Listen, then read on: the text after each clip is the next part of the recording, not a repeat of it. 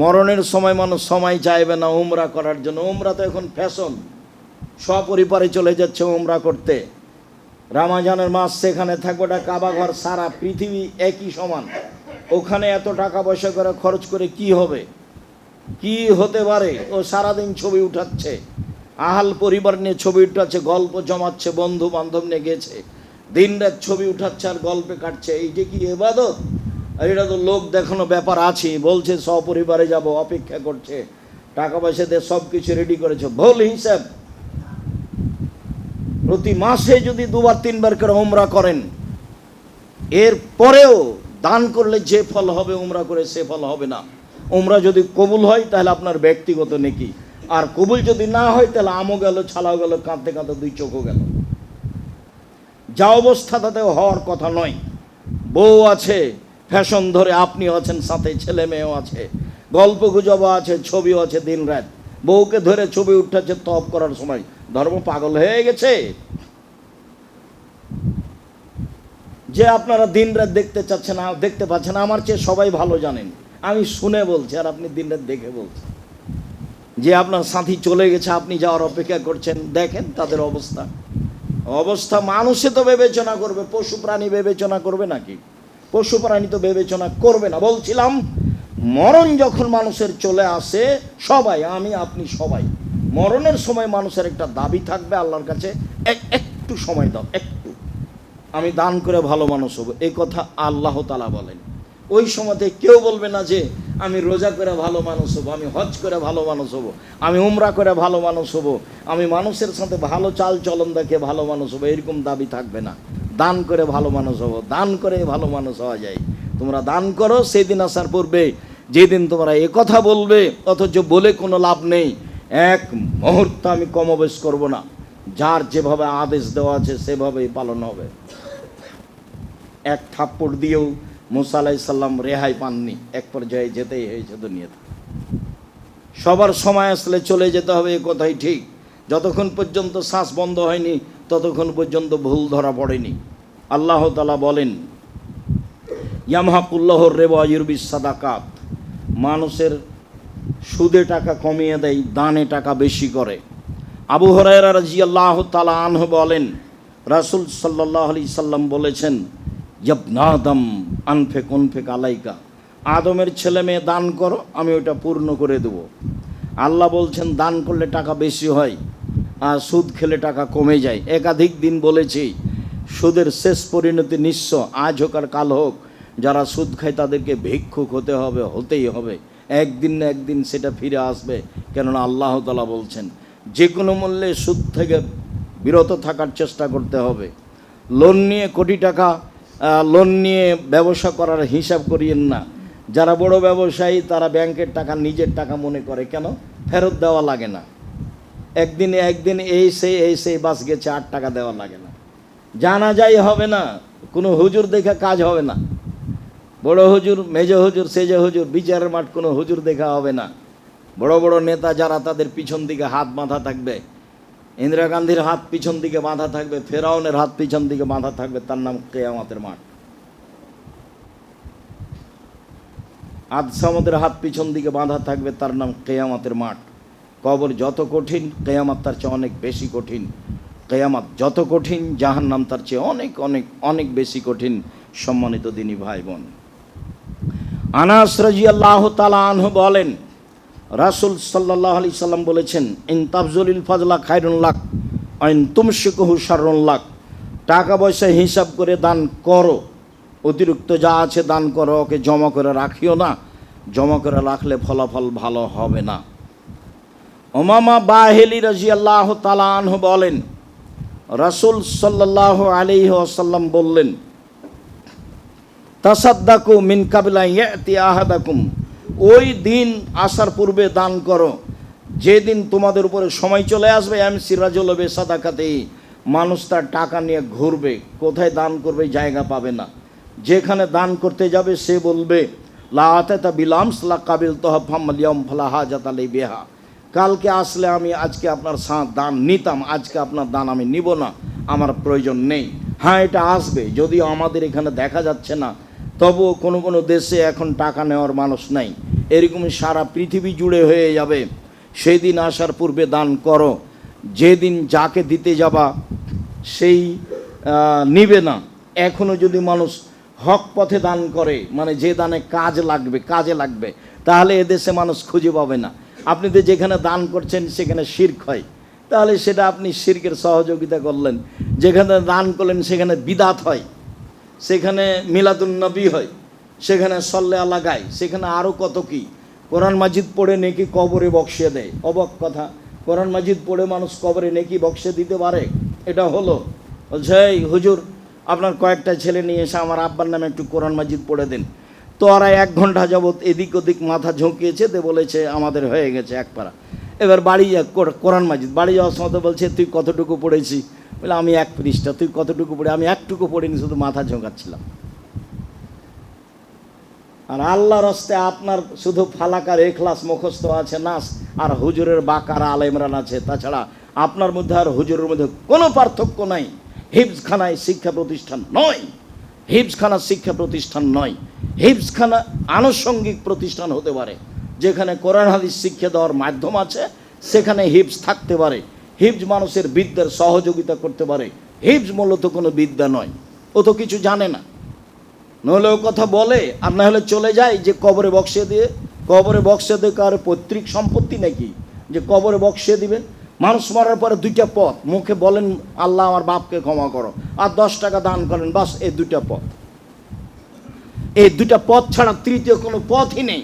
আপনি এখনই তল্লাশি চালিয়ে দান করেন, আপনার ভাই বোনকে তল্লাশি চালিয়ে দান করতে বলেন। শিরক মুক্ত জায়গায় দান করতে হবে, বিদাত মুক্ত জায়গায় দান করতে হবে, তাহলে দেখবেন জায়গা খুঁজে পাওয়া কঠিন আছে। টাকা থাকলেই দান করতে হবে তা নয়। যদিচ ভারত, বাংলাদেশ, পাকিস্তানে, বাংলাদেশে 95 জন মানুষই মাঝহাব মেনে চলে, 5 জন মানুষ মাঝহাব মেনে চলে না।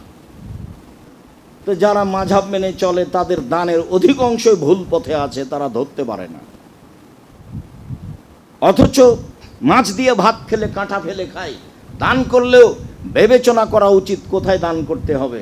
সম্মানিত দিনী ভাই বোন, উম্মু সালমা আসমা রাদিয়াল্লাহু তাআলা আনহা বলেন, রাসূল সাল্লাল্লাহু আলাইহি সাল্লাম বললেন, আসমা তাসাদ্দাকি ওয়ালা তুহসি, দান করো গুণে রাখবা না।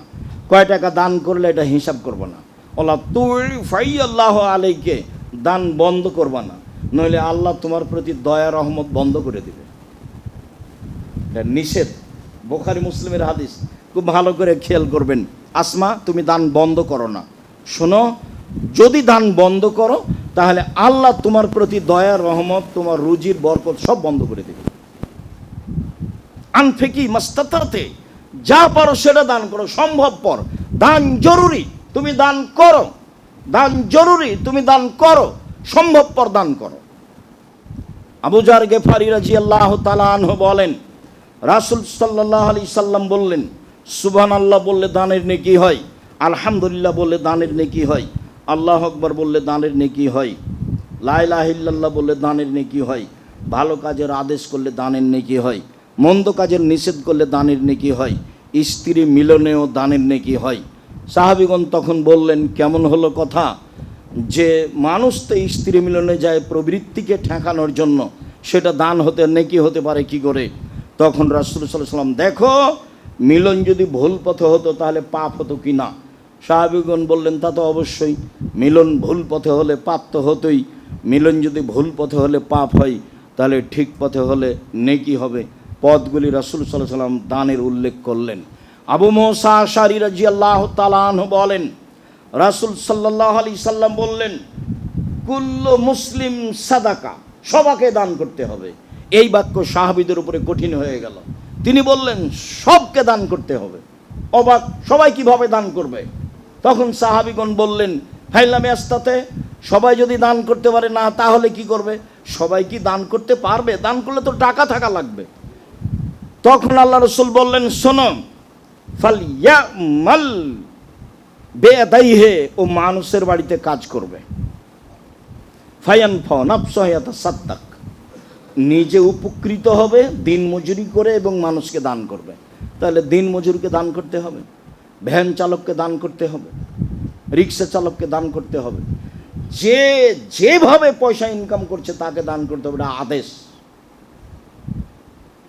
যদিও ফরজ বিধান নয়, কিন্তু এটা আদেশ, সবাইকে দান করতে হবে। তো সাহাবী বললেন, এটা কেমন কথা হলো, টাকা না থাকলে কি দান করবে? ওই মানুষের বাড়িতে কাজ করবে, কাজ করে দান করবে। হাদিস তো বুখারী মুসলিম, আমি আর আপনি এখন বিবেচনা করি। এরপরেও সাহাবীগণ থামলেন না, বললেন ফাইলাম ইস্তাতে, যদি মানুষের বাড়িতে কাজ করতে না পারে, তখন আল্লাহ রসুল বলছেন ফাইন দাল হাজাতিল মালহুব, অসহায় মানুষকে সহযোগিতা করবে। তখন সাহাবীগণ বললেন ফাইলাম ইস্তাতে, এটাও যদি না পারে, তখন আল্লাহ রসুল বলছেন ফাইয়ুমসিক নাফসাহু আনিশ শাররি ফাইন্নাহু লা সাদকা, তাহলে নিজেকে পাপ থেকে ঠেকিয়ে রাখবে, এটাই হবে দান। সবাইকে দান করতে বললেন, সাহাবীগণ বললেন যদি না পারে, বলে মানুষের বাড়িতে কাজ করতে হবে, সেটা যদি না পারে অসহায় মানুষের সহযোগিতা করতে হবে। ভ্যান একটা ঠেকেছিল, ঠেলে দিলেন, বলে এটাও যদি না পারে, বলে পাপ থেকে নিজেকে ঠেকাবে। পাপ থেকে ঠেকানো খুব কঠিন। হাট বাজার তো নারী দিয়ে ভর্তি, তো এখন বাড়িতে থাকেন, বলে ইনকাম করবে কে? নিরুপায় হয়ে করেন। নারীতে হাট বাজার তো ভর্তি করেছেন আপনি আর আপনার ভাই, ধর্মের নাম দিয়ে। জাযাকুমুল্লাহ খায়র। আল্লাহ তুমি তৌফিক দান করো দানের। আল্লাহুম্মা সাল্লি আলাইহি আল্লাহুম্মা বারিক আলাইহি।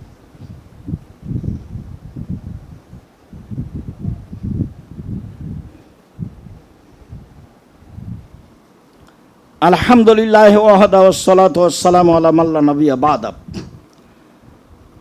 প্রত্যেকটা সমস্যাকে দূর করার মাধ্যম হলো দান। যে কোনো সমস্যা, যে কোনো বিপদ, যে কোনো বালা, কখনো কৃপণতার পথ অবলম্বন করবেন না।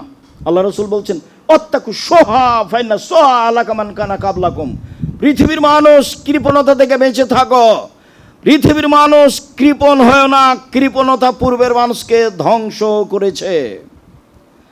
রাসূল সাল্লাল্লাহু আলাইহি সাল্লাম দিন রাত বলতেন আল্লাহুম্মা ইন্নী আউযু বিকা মিনাল জুবনি ওয়াল বুখলি ওয়া গালাবাতি দাইনি ওয়া কাহরিল রিজাল। আল্লাহ তুমি আমাকে কৃপণতা থেকে বাঁচাও, আল্লাহ তুমি আমাকে কৃপণতা থেকে বাঁচাও, আল্লাহ তুমি আমাকে কৃপণতা থেকে বাঁচাও। কৃপণতা কি জিনিস? যাতে সকাল সন্ধ্যা তাসবিতে বলতে হয়, দিন রাত আল্লাহ রসুল বলতেন কৃপণতা কি জিনিস, যার থেকে দিন রাত মানুষকে বাঁচতে হয়। ভুলেও কোনোদিন কৃপণতার পথ অবলম্বন করবেন না। বাড়ি থেকে বের হবেন, আপনি গরিব মানুষ, 20টা 50টা টাকা নিয়ে বের হবেন, খুচরা 5 টাকা নোট করে নিয়ে। আপনি ধনী মানুষ, 50 টাকার নোট নিয়ে বের হবেন, বা গোটা বান্ডিল নিয়ে সারাদিন দিতে থাকবেন। আপনি 5 টাকার নোট নেবেন সাথে, মানুষ আসছে সামনে দিবেন, কোনো সময় যেন অন্তর কৃপণ না হয়, ভুল হিসাব। রাসূল সাল্লাল্লাহু আলাইহি সাল্লাম বললেন 3 শ্রেণীর মানুষ ধ্বংস হবে, জাহান্নামে যাবে। এক, হাওন মুত্তাবা, প্রবৃত্তিকে মেনে চলে যে, মনকে মেনে চলে যে, প্রবৃত্তিকে মেনে চলে যে। প্রবৃত্তিকে মেনে চলে কে? দাড়ি চাঁচে যে। প্রবৃত্তিকে মেনে চলে কে? টাকনো নিচে কাপড় পরে যে। প্রবৃত্তিকে মেনে চলে কে? মিথ্যা কথা বলে যে। প্রবৃত্তিকে মেনে চলে যে কে? সুদ খায় সে, যে সুদ খায়, যে ঘুষ দেয়, সে মানুষের সাথে মারামারি করে, দলের নামে অন্যায় করে বেড়ায়, অবিচার করে বেড়ায়, আর একজনের বদনাম করে বেড়ায়, মন মতে চলে, সে জাহান্নামে চলে গেছে। মরতে বাকি আছে, মরলেই জাহান্নামে যাবে। প্রবৃত্তিকে মেনে চলেছে, নগ্ন পথে চলে, যে কোটি কোটি মহিলা ফ্যাশন ধরে, আপনার ওই ফ্যাশন ধরে ঘুরে বেড়াচ্ছে দিন রাত। জিজ্ঞাসা করেন ও রোজা আছে, ওর বাপও আছে, ওর মাও আছে। অবাক কথা, ওরা হিন্দুর মেয়ে নয়, ওরা মুসলমানের মেয়ে। জিজ্ঞাসা, ওর নাম আয়েশা, যাকে আপনি দিন রাত ল্যাংটা দেখছেন। আমি না হয় অস্বীকার করেছি তার বাপ নেই, কিন্তু আসলেই কি তার বাপ নেই? তার বাপ তো আছে, কাপুরুষ আছে। ওইসব কাপুরুষ বাপ থেকে কি হবে? বাপ ভিক্ষা করে খাওয়াবে মেয়েকে। মেয়ে কেন মাঠে, মেয়ে কেন বাজারে, মেয়ে কেন হাটে, ওর কেন ঘাড়ে ভ্যানিটি ব্যাগ? ও কি ওর ভাইকে মেরে খেয়েছে? ওর স্বামী নেই, ওর বাপ নেই, ওর শ্বশুর নেই, ওর বোনের ছেলে নেই, ওর ভাইয়ের ছেলে নেই, ও জাতিকে মেরে খেয়েছে। ফিরআউনের বন্যায় সবাই ডুবে গেছে, নূহ আলাইহিস সালামের বন্যায় সবাই ডুবে গেছে। যে ওই একা আছে পৃথিবীতে, তাই তাকে বাজারে যেতে হয়। কেন যাবে? কি দেখাতে চাই সে? মন মতে চলে যে, জাহান্নামে যাবে সে। শুনুন, 2, রাসূল সাল্লাল্লাহু আলাইহি সাল্লাম বললেন যে সহুন মুতা, কৃপণতাকে মানে যে জাহান্নামে যাবে সে। কৃপণতাকে মানে যে জাহান্নামে যাবে সে। এই যাবল মারে নাফসহি, আত্ম অহংকারী যে জাহান্নামে যাবে সে। মানুষকে কোনো সময় তুচ্ছ মনে করবেন না। মানুষের কাছে স্বাভাবিক থাকবেন, মাটির মানুষের মতো হয়ে। কাউকে গরম দেখাবেন না, কাউকে তুচ্ছ মনে করবেন না, নইলে জাহান্নাম চলেই গেছে। প্রবৃত্তিকে মানে যে জাহান্নামে যাবে সে, কৃপণতাকে মানে যে জাহান্নামে যাবে সে, আত্ম অহংকারী যে জাহান্নামে যাবে সে, এ কথা মুহাম্মদ সাল্লাল্লাহু আলাইহি সাল্লাম বলেছেন। সম্মানিত দিনী ভাই বোন, রাসূল সাল্লাল্লাহু আলাইহি সাল্লাম বললেন, ইন্না সাদকাতা তুতফিউ হাররাল কুবরি মিন আহলিহা। দান মানুষের কবরের শাস্তিকে বন্ধ করে দেয়। পৃথিবীর এমন কোনো ইবাদত নেই যেটা করতে পারে, দানই মানুষের কবরের শাস্তিকে বন্ধ করে দিতে পারে। জনৈক লোক এসে বলল, আল্লাহর নবী, আমার আব্বা মারা গেছেন, ও তারা কামালান, টাকা পয়সা ছেড়ে গেছেন। বললাম, এই সিনি আমাকে কিছু বলে যাননি। আমি আমার আব্বার নামে দান করলে আমার আব্বার পাপ মিটে যাবে কি? কালা নাম, হ্যাঁ। আল্লাহ রসুল বলেন, হ্যাঁ, তোমার বাপের পাপ মিটে যাবে।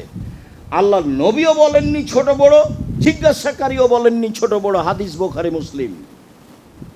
আপনি আপনার বাপ মায়ের নামে দান করলে কবরের শাস্তিতে বন্ধ হয়ে যাবে, এ কথা আল্লাহ নবী বলছেন, আমি বলিনি।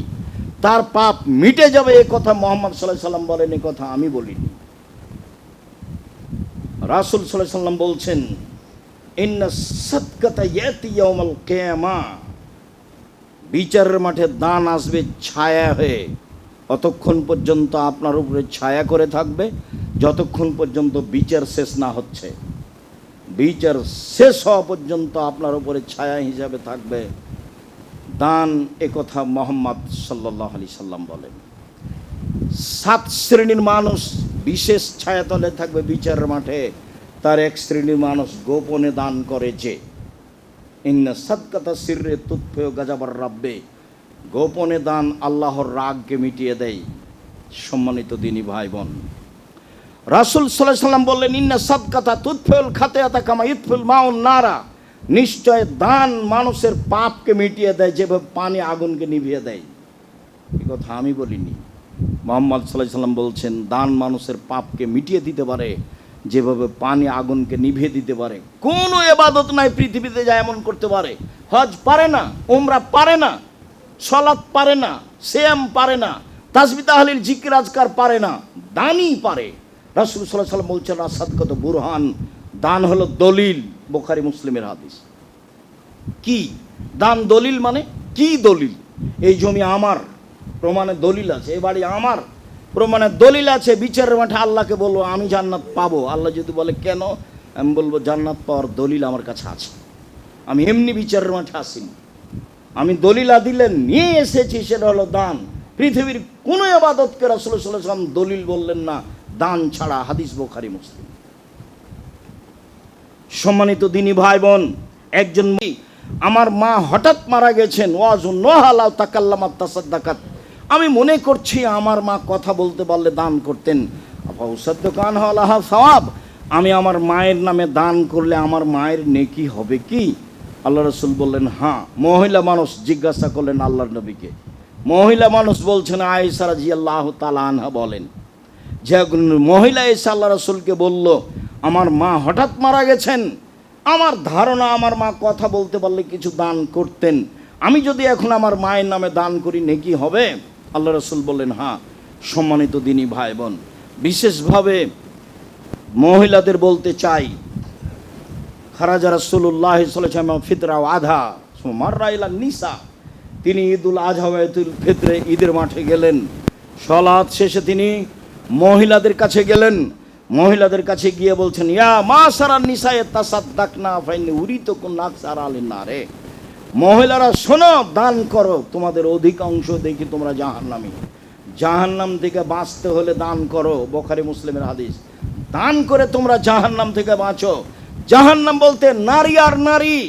জাহান্নাম বলতে শুধু নারীকেই বুঝায়। হাদিস বুখারী মুসলিম। জাহান্নাম বলতে নারী আর নারী। মদিনার মহিলারা মুখের উপরে কথা বলতে পারতেন। মদিনার মহিলারা বললেন, কেন? জাহান্নাম বলতে নারী, নারী কেন হবে? তখন আল্লাহ রাসূল বললেন, তুকসিরনা লানা তাকফুরনা লাশিরা। তোমরা অভিশাপ করো বেশি আর স্বামীকে মানো না, স্বামীকে মেনে চলো না। কিছু করার নেই। সারা পৃথিবীর দিনী মুসলিম বোন, কিছু করার নাই। শরীয়ত এভাবেই, স্বামীকে মেনেই চলতে হবে, এই কথাই ঠিক। তিতা লাগলেও মিঠা লাগলেও স্বামীকে মেনেই চলতে হবে, এ কথাই ঠিক। মনে হচ্ছে জুলুম হচ্ছে, এরপরেও মনে হচ্ছে তার মুখখান খুবই খারাপ, কথা বললে আমাকে গালি দেয়, আমার মাকে গালি দেয়, আমার বাপকে গালি দেয়, এরপরেও আমি আপনার বিপক্ষে যাইনি, আপনার পক্ষেই বলছি, স্বামীকে মেনে নিতে হবে, এ কথাই ঠিক। এ কথা আমি বলিনি, এ কথা মুহাম্মদ সাল্লাল্লাহু আলাইহি ওয়াসাল্লাম বলছেন। শেষ পথ, যদি স্বামীকে মেনে না চলা যায়, খোলা তালাক করে নেন, আল্লাহ পথ রেখে দিয়েছেন। খোলা তালাক করে নেন, কাজীর কাছে গিয়ে বলবেন আমার স্বামীর সংসার আমি করব না। একজন মহিলা এসে বলছে স্বামীর সংসার করব না, তখন আল্লাহ রসুল বলছেন তাহলে যা মোহর নিয়েছো বাগান ফেরত দাও। তখন মহিলা বলছে বাগান তো ফেরত দিব, আরো টাকা লাগলেও দিব। বুখারী মুসলিমের হাদিস, বাগান তো ফেরত দিব। আর কারণে বলছে আমি আর স্বামীর সাথে আমি সংসার করব না, এর অর্থ এই নয় যে আমার স্বামী খারাপ মানুষ, ও খুব পরহেজগার মানুষ, তার চালচলন খুব ভালো, তবে সে খুব কুৎসিত, দেখতে আমাকে কেমন কেমন লাগে, খুব খাটো, 5 জনের সাথে চললে দেখা যায় খুব খাটো, আমাকে ভালো লাগে না, আমি শান্তি তৃপ্তি পাই না, আমি তার সাথে চললে ভালো সেবা করতে পারবো না, অতএব আমি 5টা বুঝে ভাবলাম যে আমার ভিন্ন হয় ভালো, অতএব আমাকে ভিন্ন করে দেন, বাগান ফেরত দিতে হবে। বাগান তো ফেরত দিব, আরো টাকা লাগলে দিব। হাদিস বুখারী মুসলিম, পথ খোলা আছে, স্বামীকে মেনেই চলতে হবে, এই কথাই রাসূল সাল্লাল্লাহু আলাইহি ওয়াসাল্লাম বলেন। সম্মানিত দিনী ভাই বোন, মহিলাদের জাহান্নাম থেকে বাঁচার পথই হচ্ছে দান। আব্দুল্লাহ ইবনে মাসউদের স্ত্রী জায়নাব বলেন, যা ঈদের মাঠে আল্লাহ রাসূল বললেন মহিলারা শোনো, জাহান্নাম থেকে বাঁচো, অলাবে হলিয়ে কন্যা, তোমাদের কানের গায়ের গয়না হলেও যা কিছু আছে, টাকা যদি নগদ না থাকে, কানে যা আছে দান করে দাও, গলায় যা আছে দান করে দাও, হাতে পায়ে যা আছে দান করে দাও। শোনো, তোমরা দান করে জাহান্নাম থেকে বাঁচো, তোমরা দান করে জাহান্নাম থেকে বাঁচো, এই কথা রাসূল সাল্লাল্লাহু আলাইহি ওয়াসাল্লাম তাদেরকে বিশেষভাবে বলছেন। আদী ইবনে হাতেম বলছেন রাসূল সাল্লাল্লাহু আলাইহি সাল্লাম বললেন, মা মিনকুম মিন আহাদিন ইল্লা সাইয়ুকাল্লিমুহুল্লাহু তাআলা ইয়াউমাল কিয়ামা লাইসা বাইনাহু ওয়া বাইনাহু তারজুমান ওয়ালা হাজিবুন ইয়াহজিবুহু। বিচারের মাঠে সবাই আল্লাহ মানুষের মুখামুখি কথা বলবেন, তখন কোনো দোভাষী থাকবে না, তখন কোনো অন্তরাল থাকবে না, মুখামুখি সামনাসামনি। বিচারের মাঠে যখন আল্লাহর সাথে কথা হবে, তখন কোনো দোভাষী থাকবে না, আমি যা বলবো আল্লাহ তা বুঝবেন, আল্লাহ যা বলবেন আমি তা বুঝবো, কোনো অন্তরাল থাকবে না। ফায়ানজুরু আয়মানা মিনহু, তখন ডান দিকে লক্ষ্য করবে, এরা মা কাদ্দামা মিন আমালিহি, জীবনের সব কর্ম দেখতে পাবে। বাম দিকে লক্ষ্য করবে, নিজের সব কর্ম দেখতে পাবে। নারীদের সাথে খেলতামাশা বন্ধ করেন, ছবি উঠে আছে, সেদিন বিচারের মাঠে সবকে দেখতে পাবেন। ডান দিকে দেখতে পাবে সব কর্ম, বাম দিকে দেখতে পাবে সব কর্ম, তারপর সামনের দিকে লক্ষ্য করবে, দেখবে জাহান্নাম। তখন আল্লাহ রাসূল বললেন, পৃথিবীর মানুষ, ফাত্তাকুন নারা ওয়ালাউ বিশিক্কি তামারাতিন, খেজুরের বীজের উপরে যে সাদা পদার্থ আছে, ওই সাদা ছিলকার সমান পরিমাণ হলো দান করে জাহান্নাম থেকে বাঁচো। টাকা না থাকলে কি হবে? কম থেকে কম। মহিলাদেরকে বললেন তোমাদের টাকা না থাকলে কি হবে? হাতে গায়ে গলায় যা আছে তা দিয়ে দাও। পুরুষদের বললেন, সারা পৃথিবীর মানুষকে বললেন, শোনো, জাহান্নাম থেকে বাঁচো, খেজুরের বীজের উপরে যেই ছিলকা সামান্যতম পর্দা রয়েছে সেটুকু পরিমাণ হলেও দান করে জাহান্নাম থেকে বাঁচো। এই বাক্য তিনি কোনো ইবাদতের সাথে বললেন না। বললেন না যে হজ করে জাহান্নাম থেকে বাঁচো, বললেন না যে উমরা করে জাহান্নাম থেকে বাঁচো। কি সাধে যে মানুষ ঘটা করে সপরিবারে রামাজানে চলে যাচ্ছে। বা এ কথা ঠিক, রামাজান মাসে উমরা করলে হজের সমান নেকি হয়, হাদিস বুখারী মুসলিমে, এ কথা ঠিক।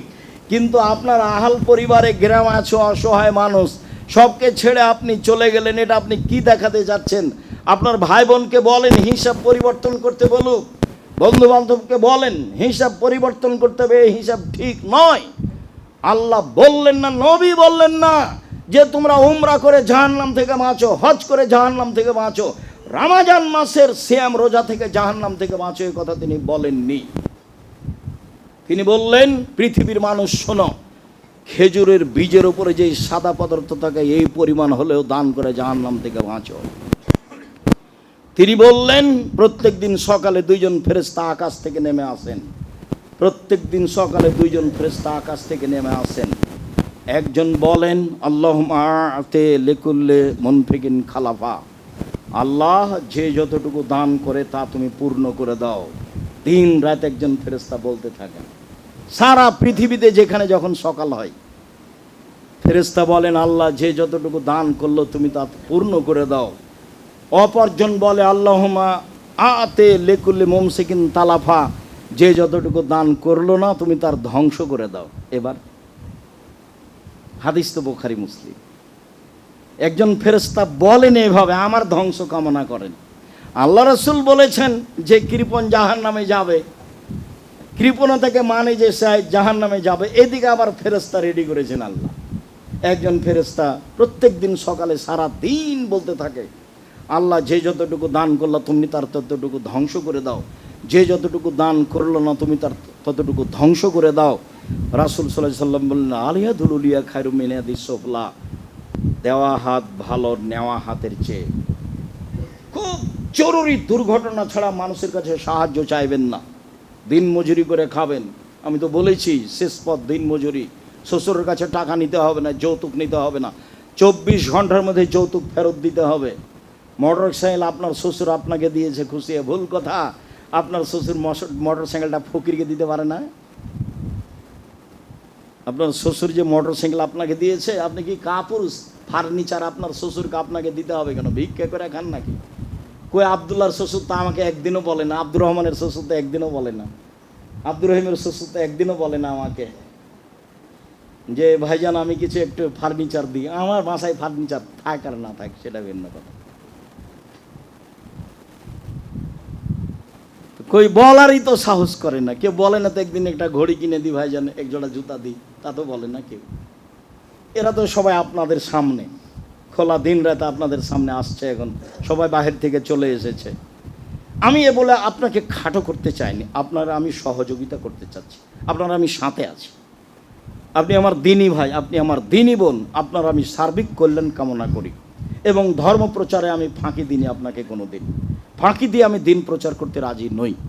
সম্মানিত দিনী ভাই বোন, আপনাকে এই অংশ এসে আমি আন্তরিকভাবে অনুরোধ জানাই যে কোনো সময় মানুষের কাছে সাহায্যের হাত পাতাবেন না। শ্বশুরের কাছে কিছু নিতে হবে না, শাশুড়ির কাছে কিছু নিতে হবে না। পথ তো একটা আছেই, দিন মজুরিটা শেষ পথ।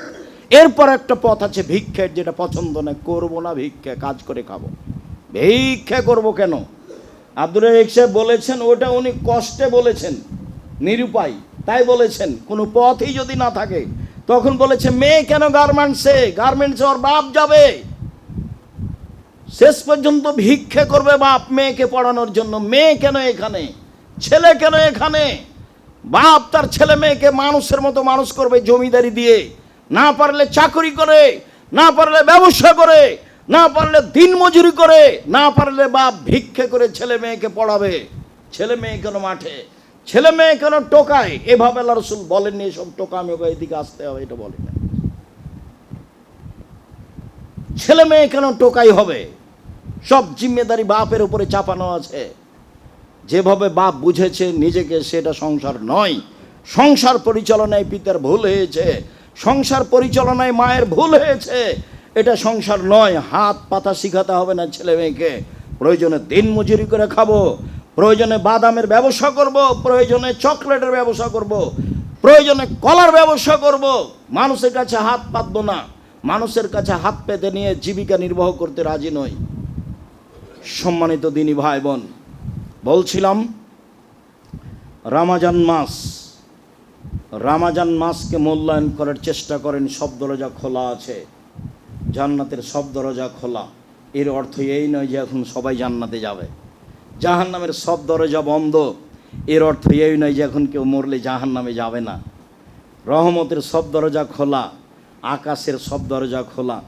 এ দিয়ে আল্লাহ রমজান মাসকে সম্মান করতে চেয়েছেন।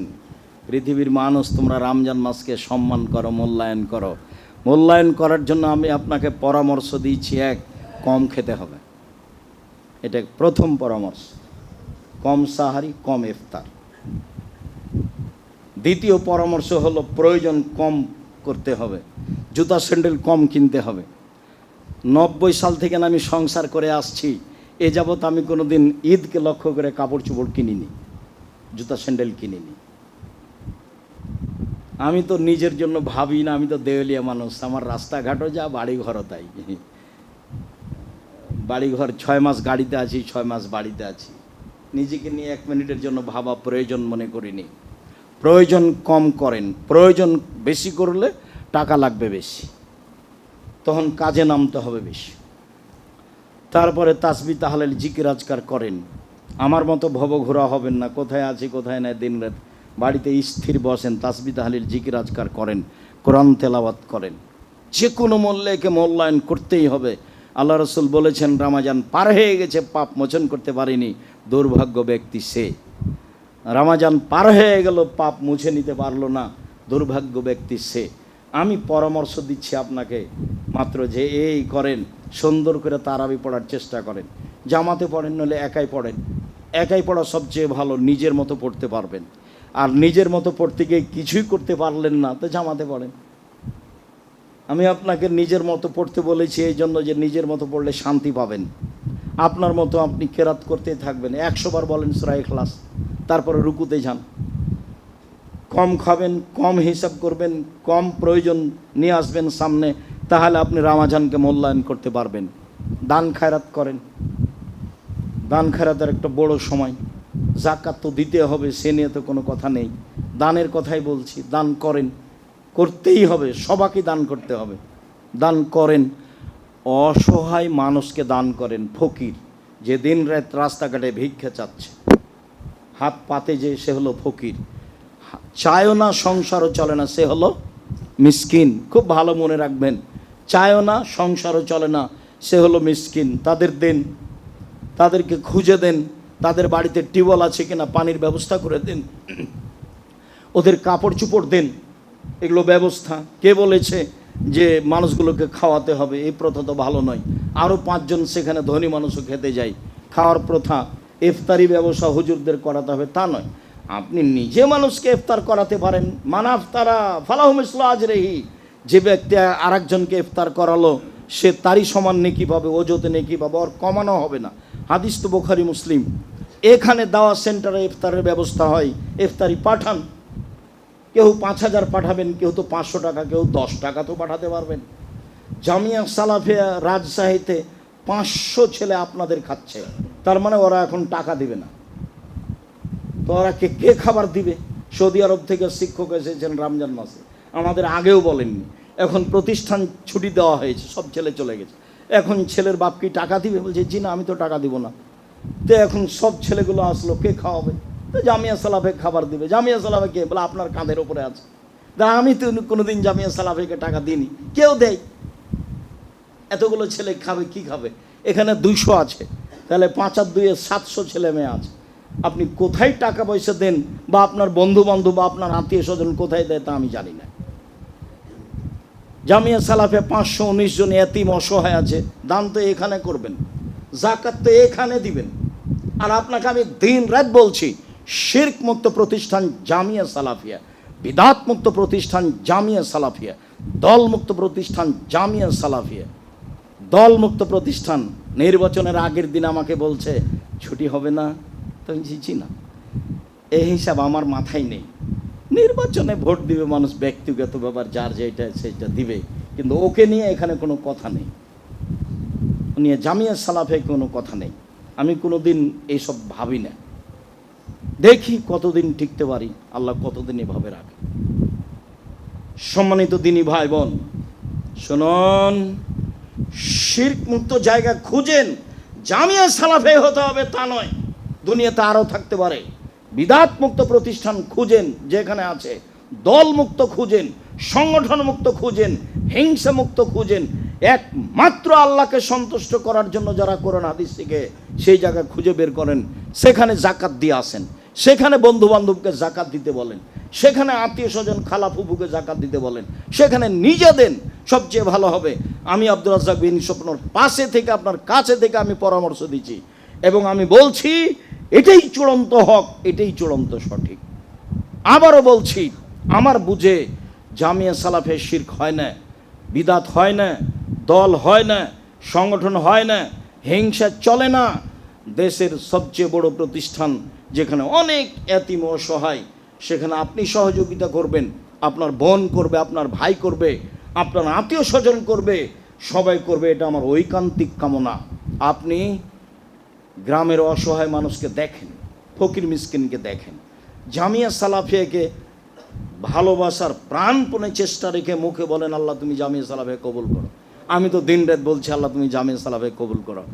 এ দিয়ে তোমাকে মানুষ চিনবে, তোমাকে মানুষ জানবে।